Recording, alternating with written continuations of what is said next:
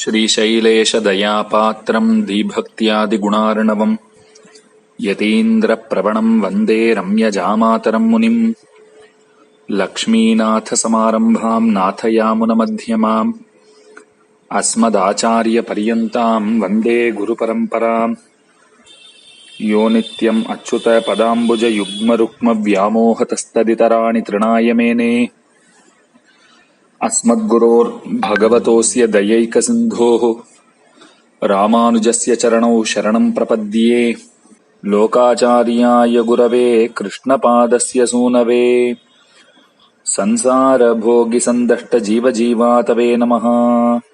श्रीशैलेशदयापात्रम् धीभक्त्यादिगुणार्णवम् यतीन्द्रप्रवणम् वन्दे रम्यजामातरम् मुनिम् यो नित्यमच्युतपदाम्बुजयुग्मरुक्मव्यामोहतस्तदितराणि तृणाय मेने अस्मद्गुरोर्भगवतोऽस्य दयैकसिन्धोः रामानुजस्य चरणौ शरणम् प्रपद्ये लोकाचार्याय गुरवे कृष्णपादस्य सूनवे संसारभोगिसन्दष्टजीवजीवातवे नमः।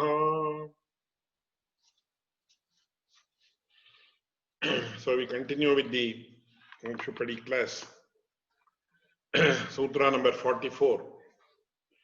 ஒருவன் அடிமை கொள்ளும் போது கிரகிணிக்கென்னே ஆவணியோனை எழுதுவது ஆகிலும் பணி செய்வது கிரகிணிக்கிறே அதுபோலே நாம் பிராட்டிக்கு அடிமையாயிருக்கும்படி.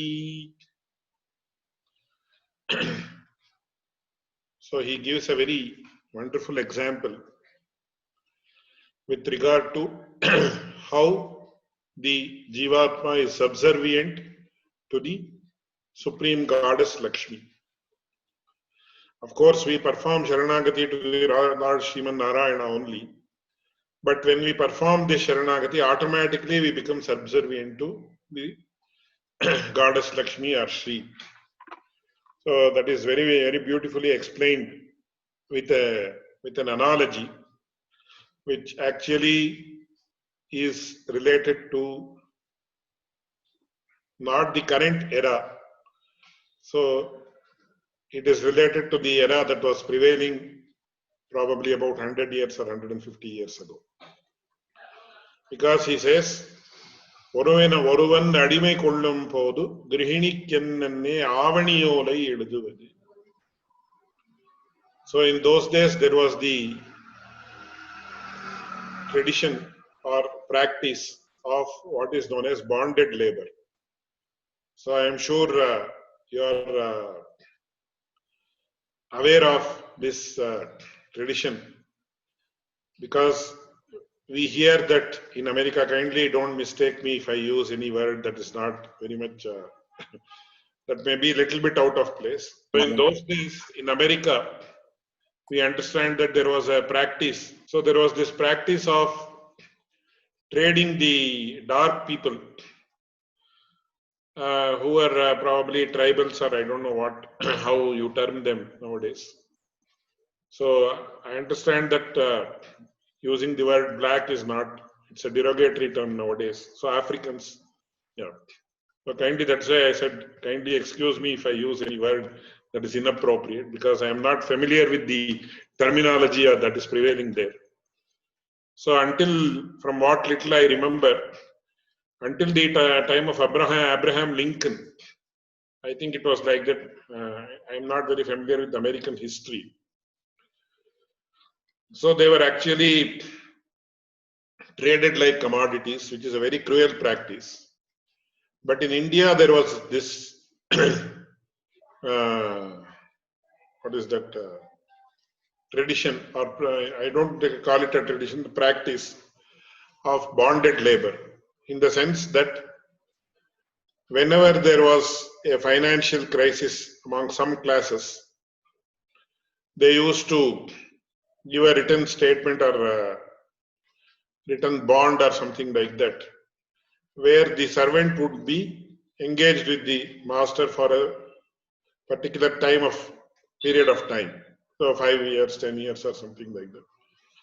But one very important aspect that is to be known is, of course, in some films during the 60s, 70s, and 80s, they have shown that these bonded laborers were greatly exploited.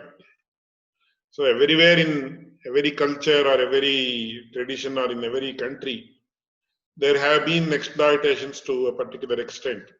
But during the time of Pillidokacharya, I am sure that there was no such exploitation. But the practice of bonded labor was there, which is known as Avaniyolai Eluduvadu, which means they used to prepare a document and give it to the person that this person will be your laborer or your servant for a particular period of time. But in whose favor, to put it in a legal language, in whose favor this bond was executed? I'm putting it in a highly legal language. So, in whose favor the bond was executed? The bond was executed in favor of the head of the family, generally a male. But who will give him day to day, who will allocate work to him day to day in the household? It is actually the wife of the head of the family who will allocate all the duties to him. So she may tell him, you please sweep this place, you please mop this place. So he will not be actually directly serving the head of the family, but he will be he will not be serving the headmaster, he will be serving the head mistress or the wife of the head of the family. So Pillidokacharya very beautifully says, Grihinikennanne Avaniyolai Eluduvadu, Ahilum Panishayivadu Grihinikire. Though he is not bonded or bound to the main woman of the family, head woman of the family, but he serves her only in all capacities, in the sense he mops the floor, he will wash the vessels if it was allowed, he may wash the clothes, or he may clean the places, he may assist in farming. So all the day-to-day duties will be allocated to him only by the lady of the family. So he will actually serve her directly rather, and only indirectly he will serve the head of the family, that is the male person. Similarly, he says, அதுபோலே நாம் பிராட்டிக்கு அடிமையாயிருக்கும் படி. Similarly, though Lord Narayana is our Sharanya, Lord Narayana is under whom we seek refuge, but automatically we become subservient to the goddess Shri or Lakshmi also, without any preconceived notions, without any inhibitions, without any conditions, etc.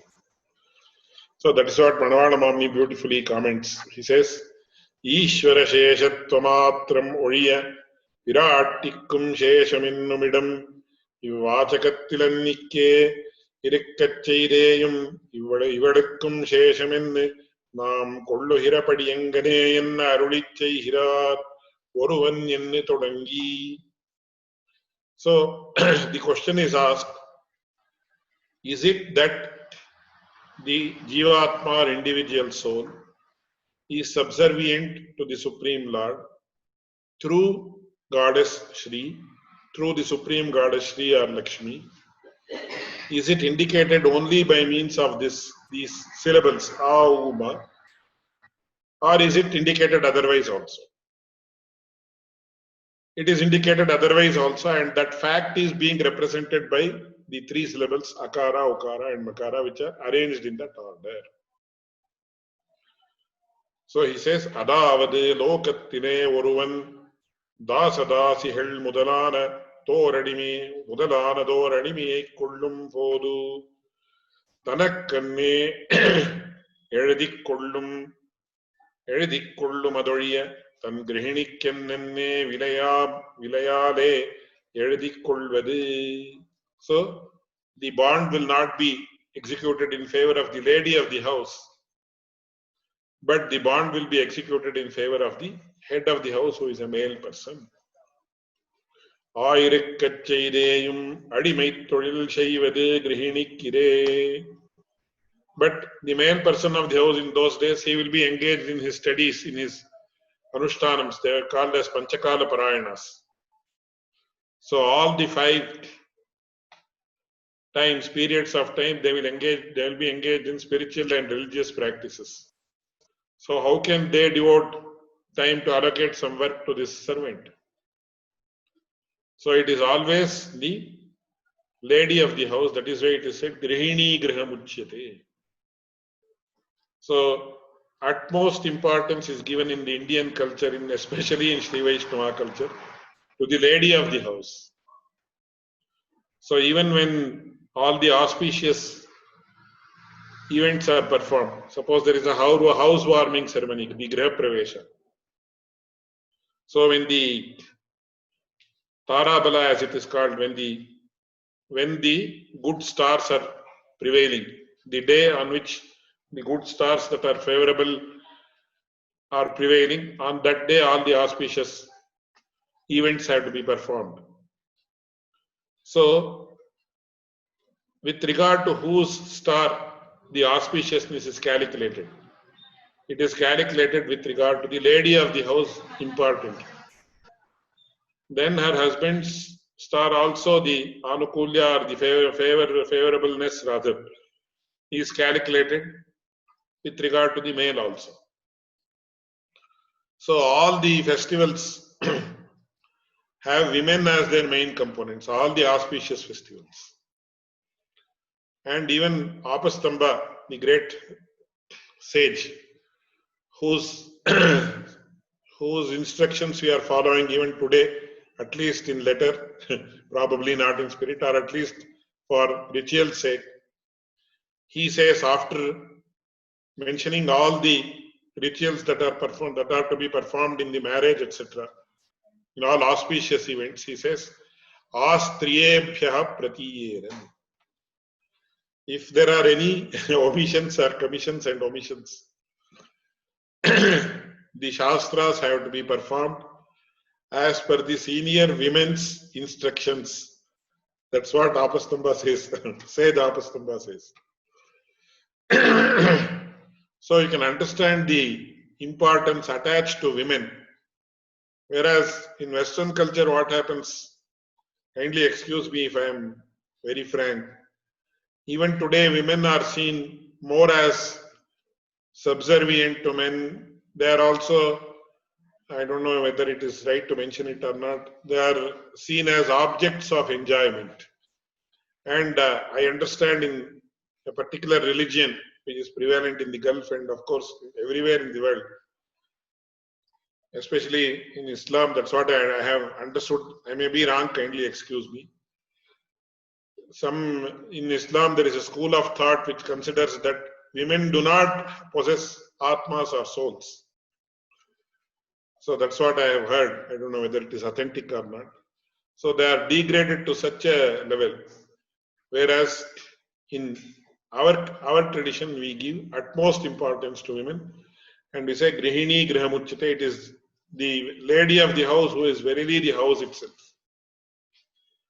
And therefore, she is worshipped as the Lakshmi of the house.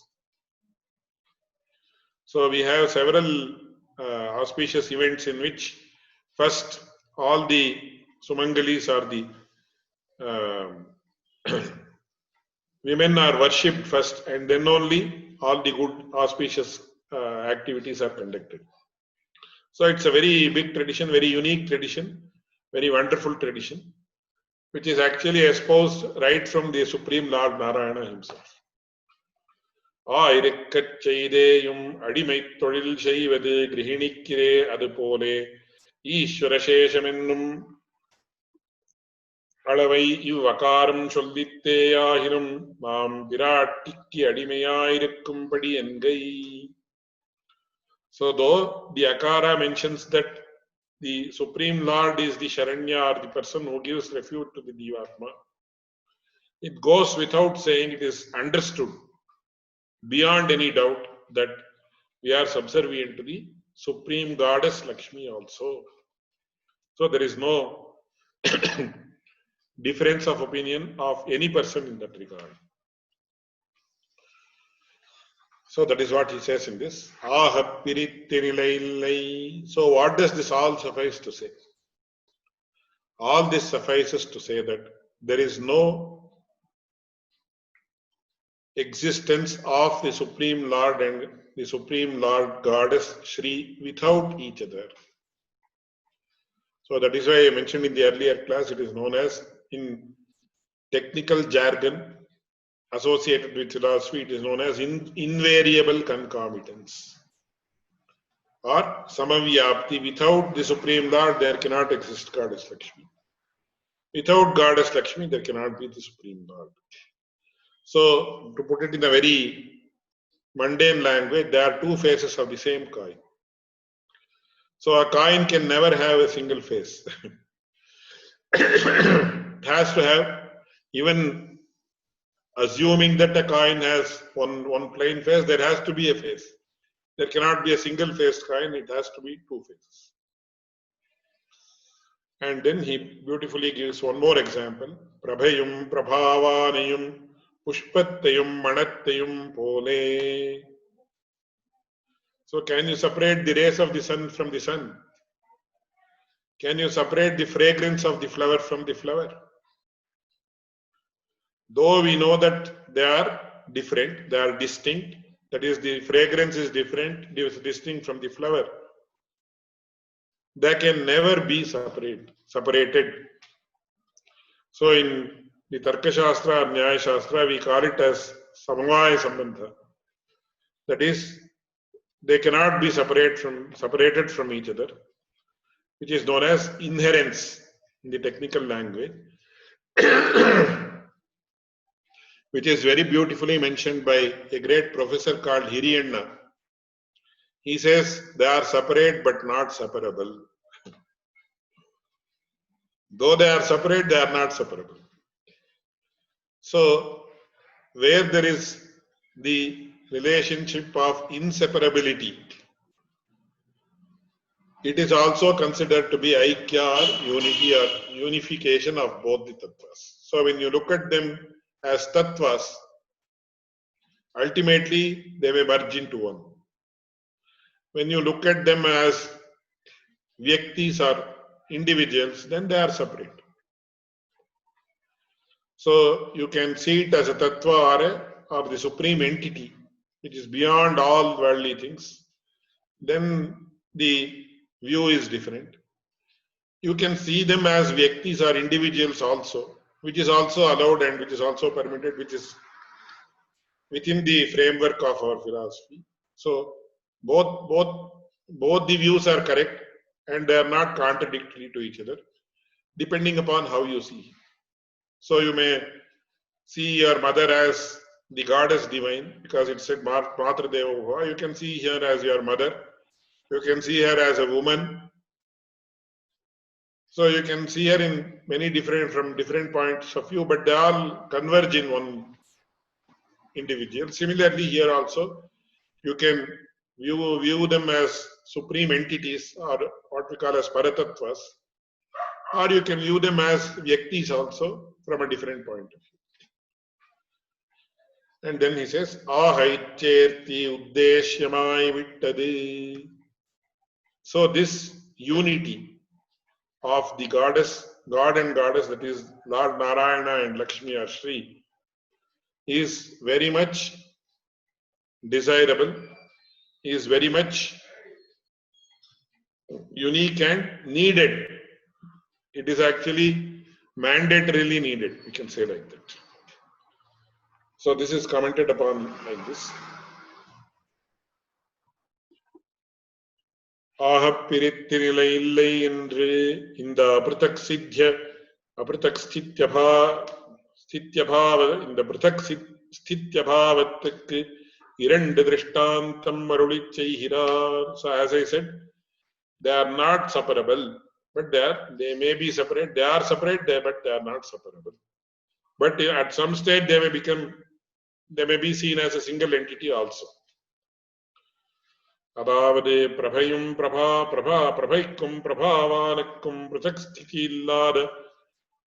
இல்லாதா போலவும் புஷ்பத்துக்கும் பரிமளத்துக்கும் பிரசக் சித்தி இல்லாதா போலவும் என்கை Ananya ராகவேணாஹம் பாஸ்கரேண பிரபாயதா Ananya ஹிமயா Sita பாஸ்கரேண பிரபாயதா.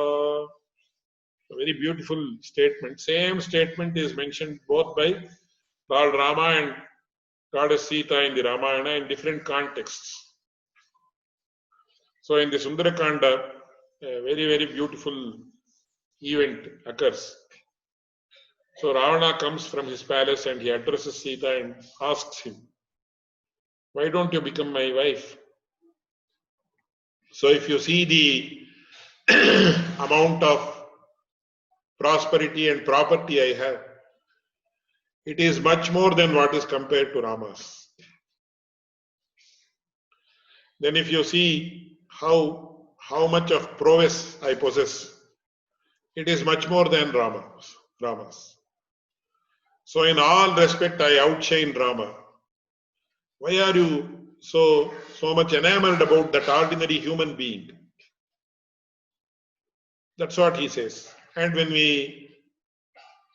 read the different novels and other modern literature, many a times, especially in the Western countries, once again, don't mistake me,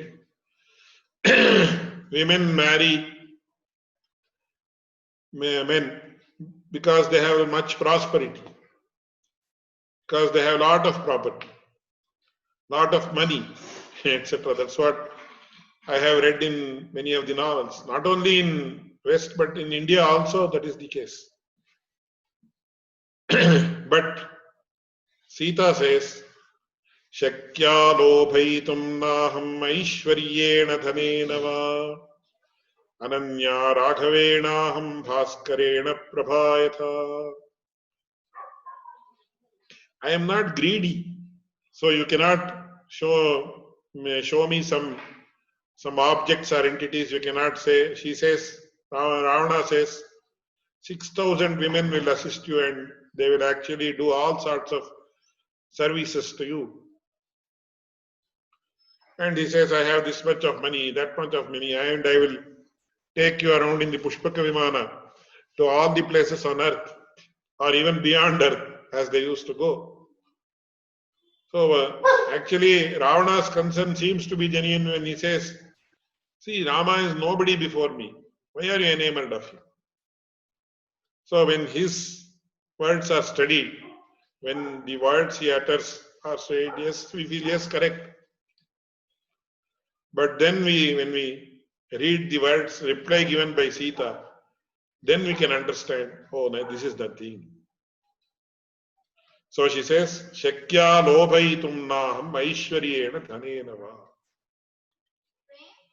You cannot actually show me these ordinary things like ornaments, or many people who will this prosperity, then all the properties that you possess and other things, and you cannot actually enamor me of that, because I am not enamored me of those things. Because ananya raghavenaham bhaskarena prabhayatha. I belong to Lord Rama and nobody can separate me from him. So even if you have 10 times the prosperity you have, I will not care for it. I cannot part with Rama because I am part of you. And Rama also says the same thing. Ananya himaya Sita bhaskarena prabhayatha. Similarly, Sita is not distinct from me. Just like the rays cannot be separated from the sun. But they have not talked to each other in the middle before they give these two statements, which is how the internal chemistry works between Lord Rama and Goddess Sita, who are none but these two, that is Lord Narayana and Vishnu. So that is why in the Brahmakrita Rama Stavar, the Brahma's Stavar, the Stotra addressed by Brahma to Rama, he says, Sita Lakshmihi Bhavan Vishnuhu. Very beautiful. And I can go on for 1 hour regarding that only. Even in the beginning, in the middle, in the Yuddha Kanda, Ravana also partially realizes that Rama is Lord Narayana himself and no one else. But that spark of goodness is once again done away with by the badness, by his ahankara or rajoguna. So when Kumbhakarna is killed, Ravana is so sad.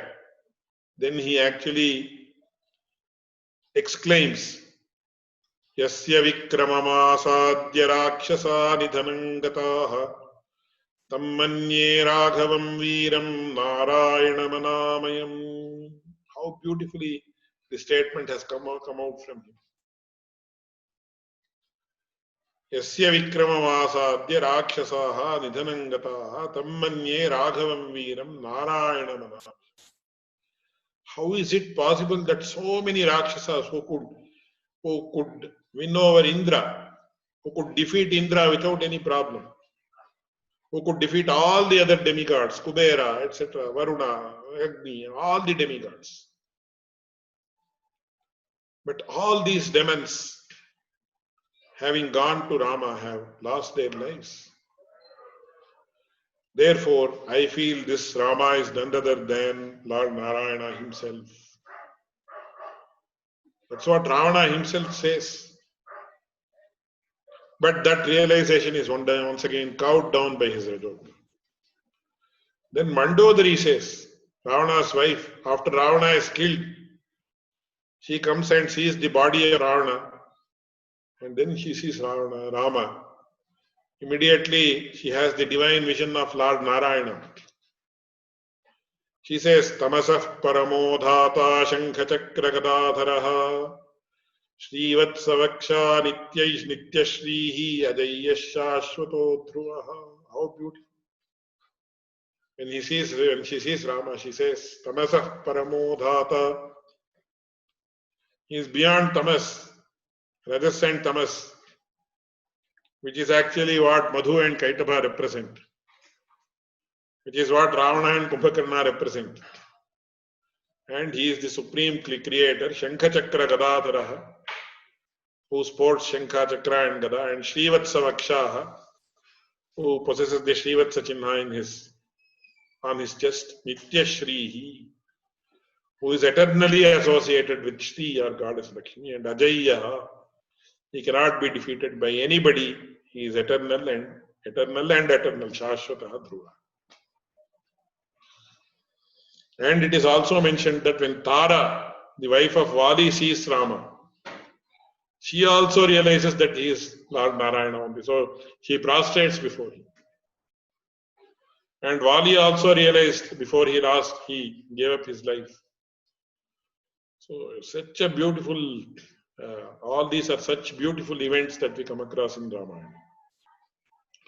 So that is why Mandodari is given a very big place among the chaste women of India. That is why Ahalya, Draupadi, Tara, Sita, Mandodari, Tatha, Panchakanya Smare Nityam, Sarva Papa Pranashanam. When the Panchakanyas, these 5 are the greatest women, Ahalya, Draupadi, Tara, Sita, Mandodari, Tatha. Though Ahalya might be seen as a woman of loose character, no, it's not like that. So these are the divine women whom we should all remember every day to rid ourselves of our sins. So why Mandodari is given such a divine place, such an exalted place? She could see Rama and realize and have the darshan of Lord Narayana himself when she saw Rama. So anyway, Ananya Himaya Sita Bhaskarena Prabhayatha, that's what he says. Yuddha Kanda, he says, Vishuddha Trishulokeshu Maithili Janakatmaja. And then, and Prabhavan Galai, the phone when the ஆண்களைப் போலே இவர் இருவர்க்கும் பிருதக் சித்தி இல்லை என்னுமிடம் இருவர் வாக்காரும் சொல்லப்பட்டதிலே பிரசூனம் புஷ்யந்தீம் அபி பரிமளர்த்திம் ஜிகதிஷு என்கிறபடியே ஈஸ்வரனை புஷ்பஸ்தானே ஆகவும் பிராட்டியை பரிமளந்தானே ஆகவும் பட்டரருளிச் செய்கையாலே புஷ்ப பரிமளங்களுக்குப் போலே இருவருக்கும் பிருதக் சித்தி இல்லை என்னுமிடம் அர்த்தாத் சித்தம். Another extremely wonderful stotra of Goddess Lakshmi is the Sri Gunaratna Kosha, which we all have to enjoy. It is such a treasure of knowledge about Sri, and the expressions are so unique, so divine. You can never find these types of expressions.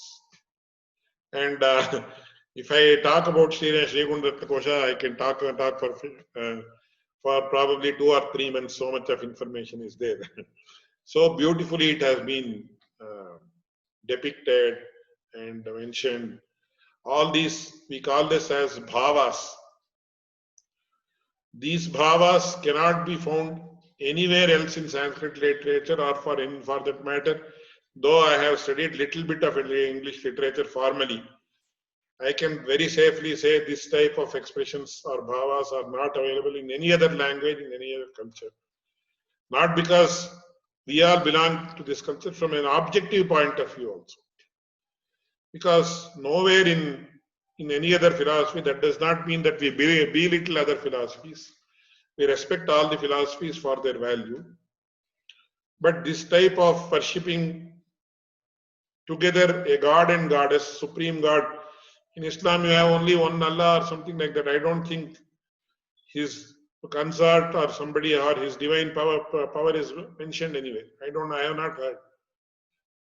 And in Christianity also, I don't know whether, because there we mention about the messenger of God, Jesus as the messenger of God. And I read every day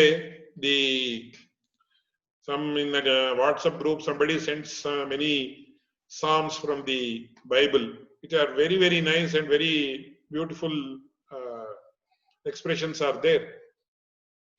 But this type of expression where you have the Supreme Lord and Lordess, how they are together, the divine expressions about the Lordess as the Mother Divine, that I think does not exist in any other philosophy. Therefore, we celebrate the uniqueness of this without belittling any other philosophy. So in Sri Gunaratna Kosha he says, Tavaspareshadisham sprishati kamale mangalapadam tavedam nopadhe rupanipatitam shri rasiyataha prasunam pushyantim api parimaladhim jigadishu achaivantvādevam swadataiti kaścit kavayate. Incidentally, the works of Parashara Bhatta are extremely great, of an extremely unique quality. And if we have time and if you are interested, after Mumuksupadi, we can study the Sriranga Rajastava and Sri Gunaratna Kosha. We can read it together. Because in Sriranga Rajastava, he actually, from little bit, my very, very, very little knowledge about technology, and you have a virtual reality, augmented reality, etc. He actually creates a walkthrough of Sriranga.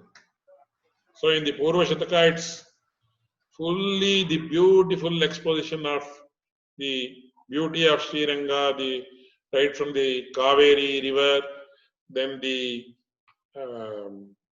beautiful gardens that existed around Srirangam.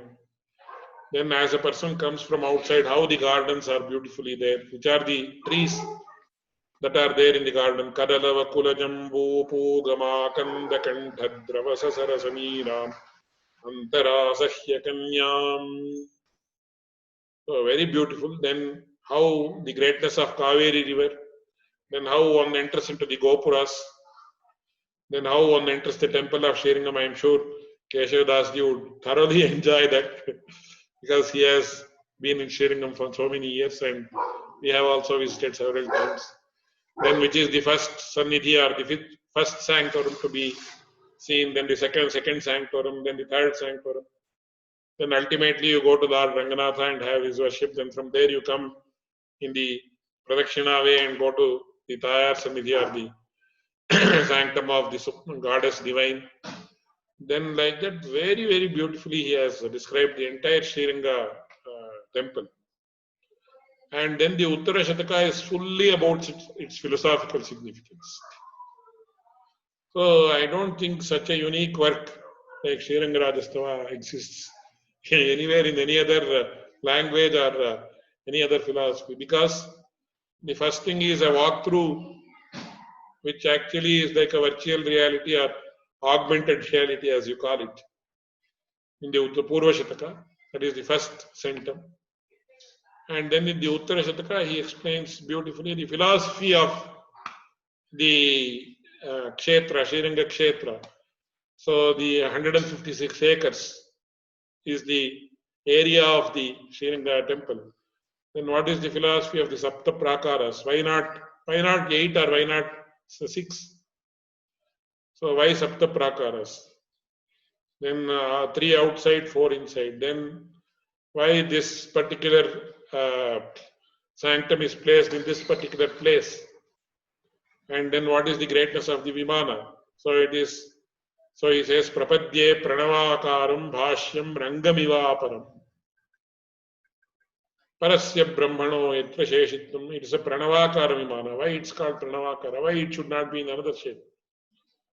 All these things are very beautifully explained in the form of poetry, beautiful poetry, in the Sriranga Rajastava, in the Uttara Shataka. And then to augment that, he actually has authored the Sri Guna Ratna Kosha, which is the jewel box. To literally translate it, Sri Guna Ratna Kosha means the jewel box housing all the jewels, which are the divine qualities of Goddess Shri. How meaningfully he has given the name. Even the name Sri Guna Ratna Kosha is also so wonderful, because it is the jewel box which actually houses all the unique emeralds, sapphires, diamonds, etc., which are not physical, but these unique emeralds, sapphires, diamonds are the divine qualities of Goddess. That is why he has named it as Sri Gunaratna Kosha. So there he says, Tavasparishadisham sprishati kamale mangalapadam tavedam nopadhe. Very beautiful. This takes a lot of time to explain. I will explain only the currently relevant. He says, Pushpattayum manattayum pore. That is, just as the fragrance of the flower cannot be separated from the flower. Similarly, prasunam pushyanti mapi parimalardhim jigadishuhu. So, just as it was mentioned, suppose I want to have the flower. Can I have the flower devoid of its fragrance? No. Always the fragrance is eternally associated with the flower. So suppose I want to have the flower, fragrance will also come. So if I want to have the Lord, Goddess Lakshmi will automatically come. Or if I want to have only the fragrance, then flower also has to be there. Without the flower, how can the fragrance come? So if I suppose I go to Goddess Lakshmi alone, Lord Narayana will also automatically come. So aha pirityanilai. So they can never be separated. So then he says, ahai cherti. So this concomitants are always being together. It's not coincidental. It is very much required, and always it is going to be there. It's not pure coincidence. In the pratak siddhya bhavattai anuvadittai kondu cherti tanakku Uddeshyamai Tadekattinapadiye Runichhirar Aicherti Uddeshyamai Vittadi Enne Icherti Uddeshyamengayade Ivarhalai Tanitaniye Virumbuhai Uddeshyamanne Endrapadi. இவரையும் பிரித்து விரும்பினால் ராவண சூர்பனகளுக்கு போலே அதர்த்தமே பலிக்கும் என்கை பலிக்கும் இத்தனை இருவரையும் பத்தினாதிரே ஸ்ரீ விபீஷணாழ்வானைப் போலே வாழலாவது.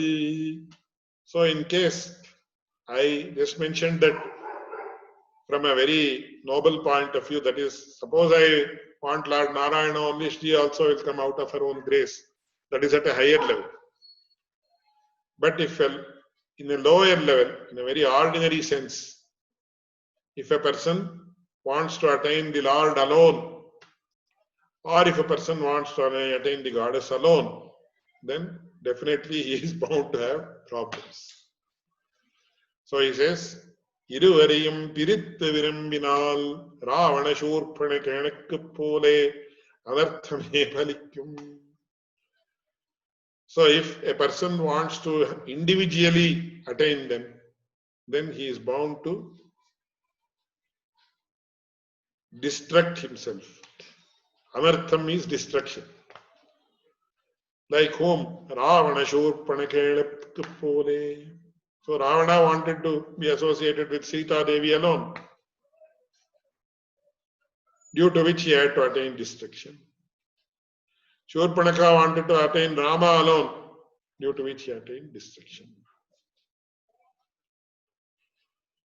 That is why Sita says in the Ramayana, Tena maitri bhavatu viditassahi dharmajnaha sharanagata vatsalaha tena maitri bhavatu te jivitum ichchasi. Even if you want to have friendship with him, he is ready. So not that you should go with the sharanagati only, not that you should surrender to him only. And even Ramayana in the Vibhishana Sharana, Rama in the Vibhishana Sharanagati, Lord Rama says, Mitra bhavena sampraptam natyajeyam kathanchana. So Vibhishana says, Am Sharanya Sharanagatam, what is that? Sarvaloka Sharanyaya Raghavaya Mahatmane Nivedayatamam Khitram Vibhishanam Upastitam. So Vibhishana actually expresses his surrender only to Rama. But Rama, how does he answer this surrender? He says, Mitra bhavena sampraptam natyajeyam kathanchana. Even if a person comes with a proposal for friendship, I am ready to accept him. He says, it's not that I have such ego that he should come to me with the surrender only, with the sense of surrender only. Even if he comes to me with the sense of friendship, it is both of them are on an equal keel, I am ready to accept him. And he says, Dosho yasyapi tasya syati satameta dagarhitam. Even if he has several fallacies, several faults, he has committed several sins, I am ready to accept him. And he says, further he says, Anayenam harishrestha dattamasya bhayam maya vibhishano va sugriva yadiva ravana swayam. He says to Sugriva, bring Vibhishana by all means, because I have given abhaya to him. Not only Vibhishana, even if Rama comes with a proposal of friendship, I am ready to accept him. So such is the greatness of the Supreme Lord, that he does not always look for a person who surrenders to him. He is also ready to accept anyone, though all of them are never equal to him in any respect. He is ready to accept the friendship. So that is why in the Navaveda Sambandha you have the Mitra Bhava also. So Sakha, he said, Sakhyam, which is Mitra Bhava or friendship. So even if I want to have friendship with the Supreme Lord, yes, he accepts it.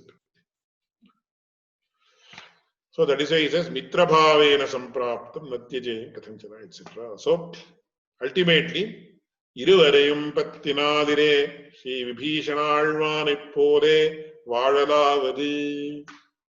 So only if we have the attitude of Sharanagati towards both of them, we will attain fulfillment like Vibhishana. So he says that the next sutra is a totally different topic. He goes to the next subject. So we will stop here.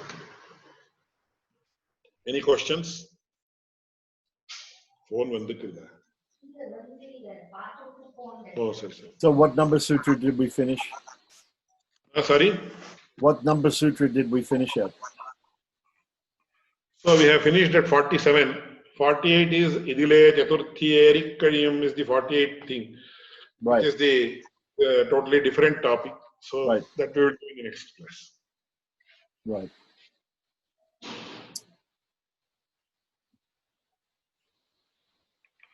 So any questions?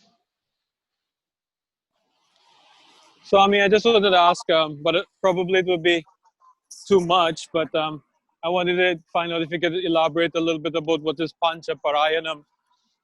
What is the practice of Pancha Parayanam? What is the meaning of Panchakala Parayana? So it's like 5 times a day, one does Parayanam. So what exactly do Sri Vaishnavas do during those 5 times a day? Yeah, it is 5 times a day. Abhigamana, Idya, Swa. So five is like this. One is, so the Panchakala Parayana, the 5 times is 2 Sandhyas. That is the 2 Twilight. That is sunrise and sunset. Then 2 Uchikalas, that is the midnight and noon. And then anytime the devotee wants to worship.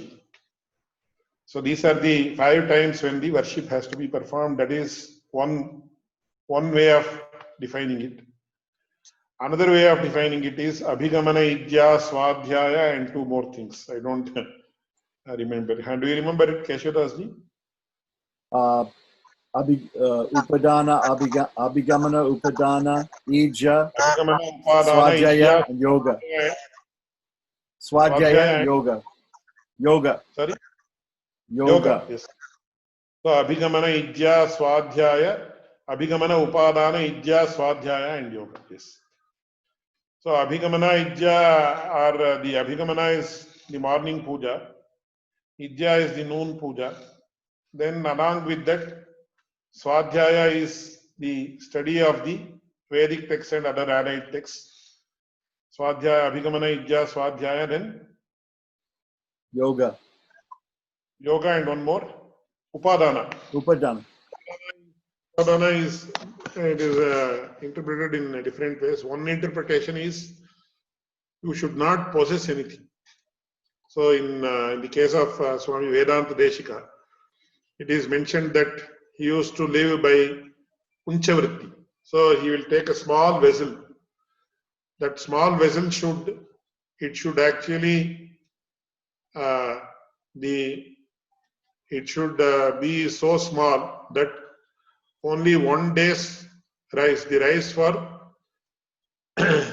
filling the stomach, that is required for filling the stomach for 1 day only, should fit in that vessel. So he used to take that vessel. It is called as Unchavritti, and chanting the name of the Supreme Lord, he will actually go in the road.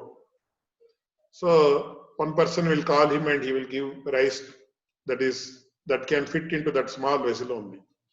Probably if 2 people are there, about 200 to 250 grams of rice is sufficient. So he will not stock any rice or anything else for that matter that is not required for leading his life. And only generally they used to have 2 or 3 sets of dhotis. That is, we call it as one pair. This is the Uttariya and Adhariya, that is the upper garment and the lower garment. They are actually, for all the grihasthas or householders, they should be worn together only. So 2 or 3 maximum sets of dhotis they will have. Nothing more than that. So leading a life with that is what is known as Upadana in Sanskrit, one interpretation. Then of course yoga, it is meditation. So these are the Panchakalas according to Pancharatra. Thank you very much for that. Yes. So I think there are no other questions, so we can continue next week again. So with the Mangala Shloka we will conclude. Achet Ramanujetyesha Chatura Chaturakshari Kamavastham Prapadyante Jantavo Hantamadrushah Punyam Bhoja Vikasaya Papadhvam Takshayaya Cha Sriman Avirabhut Bhumau Ramanujadivakarah Krita Virinchari Nirankusha Vibhutayah Ramam Japadam Bhoja Samashrena Shalinaha.